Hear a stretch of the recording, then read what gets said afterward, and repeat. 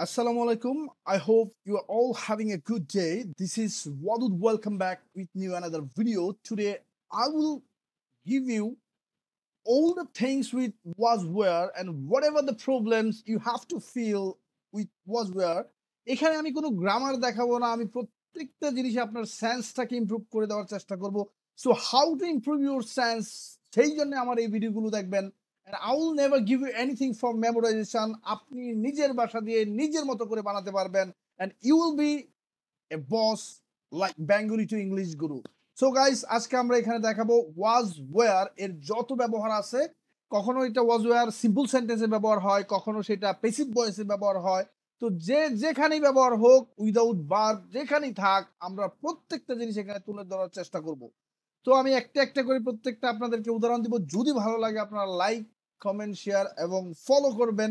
মনে রাখবেন ফেসবুকে আমার আর অ্যাড করার মতো কেউ নাই, তাই ফ্রেন্ড রিকোয়েস্ট না পাঠিয়ে অবশ্যই আমাকে ফলো করবেন। তো প্রথমে দেখেন আমি দেখাইলাম আমি খুব সুখী ছিলাম। দেখেন ওয়াজ এর অর্থ হচ্ছে ছিল, হয়েছিল, থাকতো। তিনটা কথায় বাংলাতে আপনার ব্যবহার হইতেছে। আর একটা টেন্সে ব্যবহার হয়, সেটা ওয়াজ এর আইএনজি, যেটাতে ছিল তে ছিলাম। এটা আমরা টেন্স ব্যবহার করব সময়। এখন শুধু আমরা সিম্পল সেন্টেন্স, প্যাসিভ অথবা যে কোনো জায়গায় যেভাবেই থাকুক আমরা প্রত্যেকটা দেখার চেষ্টা করব। তো দেখেন এখানে যখন দেখলাম ওয়াজ এর অর্থ ছিল, হয়েছিল, থাকতো, তার মানে ছিল, হয়েছিল, থাকতো। আর এই সিম্পল সেন্টেন্স গুলাতে আপনার কখনো কাজ থাকে না। দেখেন আমি খুব সুখী ছিলাম, এখানে দেখেন প্রথমে কি আছে, আমি, লক্ষ্য করেন আমি, এরপরে কি আছে, ছিলাম। দেখেন প্রথমটা এবং শেষে যে এই দুইটাকে আগে নিতে হবে। তাহলে আমি ছিলাম যদি ইংরেজি চিন্তা করেন তাহলে আপনি কি বলবেন, আই ওয়াজ। আমি ছিলাম এখন কি খুব সুখী, তাহলে কি বলবেন, আই ওয়াজ ভেরি হ্যাপি। আমি ছিলাম খুব খুশি, আমি ছিলাম খুব সুখী। এখন এই যে একটা বাক্য নিলেন, এটাকে নিয়েই আবার আপনাকে প্র্যাকটিস করতে হবে। If you want to get the fluency, আপনি যদি ফ্লুয়েন্সি চান, যে আমি সুখী ছিলাম, আই ওয়াজ ভেরি হ্যাপি। এখন আমি সুখী ছিলাম না, তাহলে এই জায়গার মধ্যে দিবেন I was not very happy. আমি কি সুখী ছিলাম, তাহলে উল্টায় দিবেন ওয়াজ ওয়্যার। প্রশ্ন করলে আমি কি, ওয়াজ ওয়াই না I was I, I have না হ্যাভ আই, যে কোনো সাহায্যকারী থাকে এটা উল্টায় দিলেই প্রশ্ন হয়ে যাবে, আপনাকে মুখস্থ করতে হবে না কোনো স্ট্রাকচার। এখন আমি যদি বলি কিভাবে আমি সুখী ছিলাম, তাহলে এখানে প্রশ্ন করছি, তাহলে হাউ বলবো, কিভাবে, এরপর ওয়াজ আই না আই ওয়াজ আই, তাহলে হাউ ওয়াজ আই, এইভাবে বুঝে নেবেন। প্রত্যেকটা বাক্য এইভাবে প্র্যাকটিস করতে হবে। আমি আলাদাভাবে আপনাদেরকে প্র্যাকটিসটাও দেখাবো। তাহলে দেখেন আমি খুব সুখী ছিলাম, আই ওয়াজ ভেরি হ্যাপি। এখন আমি যদি বলি যে আমি তার সাথে ছিলাম, আমি তার সাথে ছিলাম, এই বাক্যটাকে কি ইংরেজি হবে? দেখেন আমি প্রথমে বুঝিয়ে দিতেছি, আমি প্রথমটা নিবেন, শেষেরটা নিবেন ছিলাম। তাহলে আমি ছিলাম, ছিলাম মানে ওয়াজ ওয়্যার, তাহলে আই ওয়াজ না আই ওয়্যার। আপনারা যদি বাক্যটা বুঝতে পারেন তাহলে এটা আমাকে কমেন্টে উত্তর দিবেন।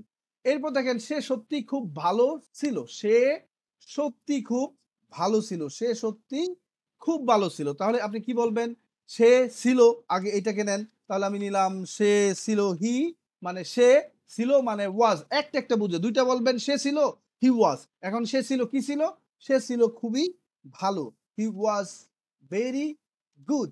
এখন যদি লুক হয় ম্যান বসান, বয় বসান, তাহলে হি ওয়াজ ভেরি গুড। এখন আমি আপনাকে আরেকটা বাক্য দেই যে সে খুব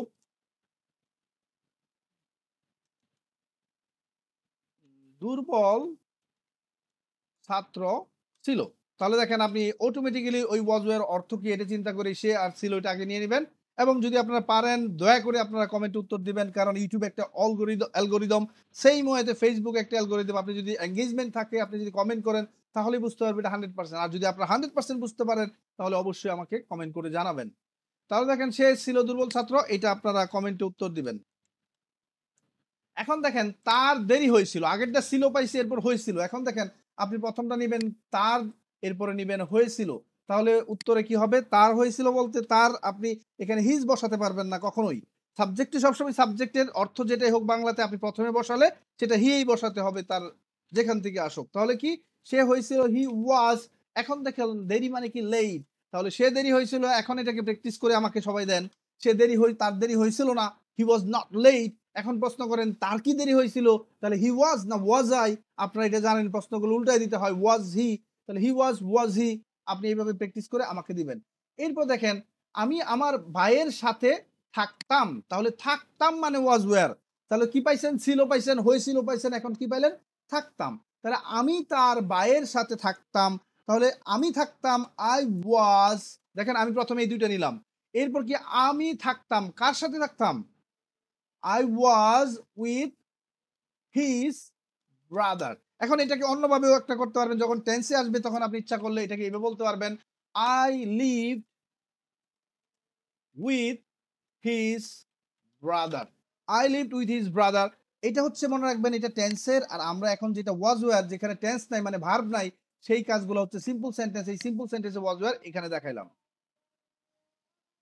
এরপরে দেখেন, সে সারাদিন মাঠে থাকতো। আমরা আজান দিছি, আজান শেষে আমরা আবার ফেরত আসলাম। তো এখানে লক্ষ্য করেন, সে সারাদিন মাঠে থাকতো, আমি অফিসে থাকতাম, সে বাজারে থাকতো। এই কথাগুলোকে যদি আপনারা পারেন তাহলে অবশ্যই এই বাক্যটা বুঝাই দেওয়ার পরে আপনারা অবশ্যই আমাকে কমেন্টে উত্তর দিবেন। তাহলে দেখেন, সে সারাদিন মাঠে থাকতো, আমি প্রথমে নিব সে থাকতো।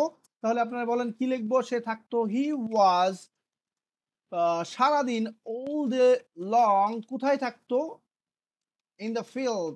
এখন আপনার ইচ্ছা করলে he was in the field all day long, সময়টা সবার শেষে দেওয়ার চেষ্টা করবেন। এই কারণে আমরা সময়টা শেষে দিলাম, কিন্তু এখানে দিলে হবে না, এরকম না। স্পিকিং এর ক্ষেত্রে দ্যাটস নট এ ফ্যাক্ট। তাহলে he was in the field all the time বা অল ডে লং। এখন যদি আমি বলি যে আমি সবসময় বাড়িতে থাকতাম, আমি সবসময় ফেসবুকে থাকতাম, আমি সবসময় ইউটিউবে থাকতাম, এই তিনটা বাক্যকে আপনারা কমেন্ট উত্তর দিবেন যদি আপনারা থাকতাম মানে ওয়াজ ওয়্যার বুঝতে পারেন। তাহলে আমি সবসময় ফেসবুকে থাকতাম, কিভাবে করবেন? আমি লিখে দিলাম একটা বাক্য, আমি সব সময় ফেসবুকে থাকতাম। এই বাক্যটার ইংলিশ কি হবে? আপনারা অবশ্যই কমেন্টে উত্তর দিবেন, যেটা আমি বারবার আপনাদেরকে রিকোয়েস্ট করি। তাহলে দেখেন, আমি সবসময় ফেসবুকে থাকতাম, আমি থাকতাম, আপনারা বুঝতে পারছেন কি নিবেন। এরপরে সবসময় অল দ্য টাইম ফেসবুকে, অন ফেসবুক, যেহেতু আপনার ইন্টারনেটের যে কোনো কিছু থাকুক, on Facebook, on YouTube, on internet, সবসময় মনে রাখবেন, অন টিভি। এরপর লক্ষ্য করেন, আমি লন্ডনে থাকতাম। কোথায় থাকতাম?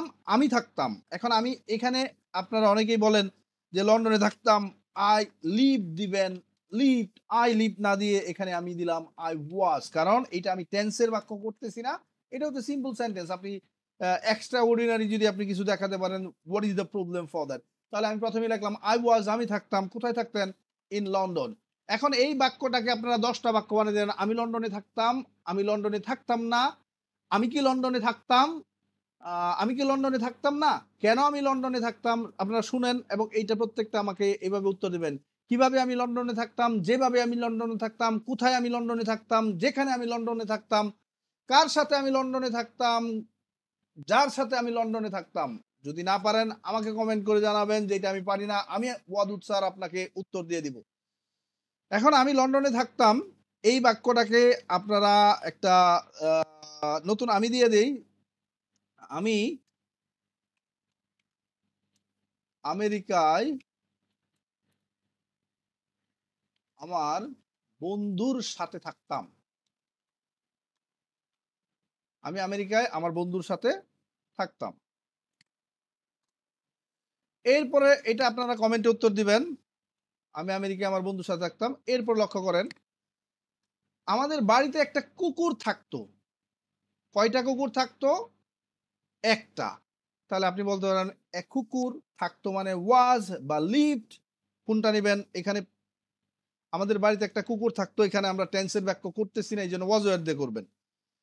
তাহলে এই বাক্যটাকে আমি আপনাদের দিলাম, আমাদের বাড়িতে থাকতো। এখন আপনি বলতে পারবেন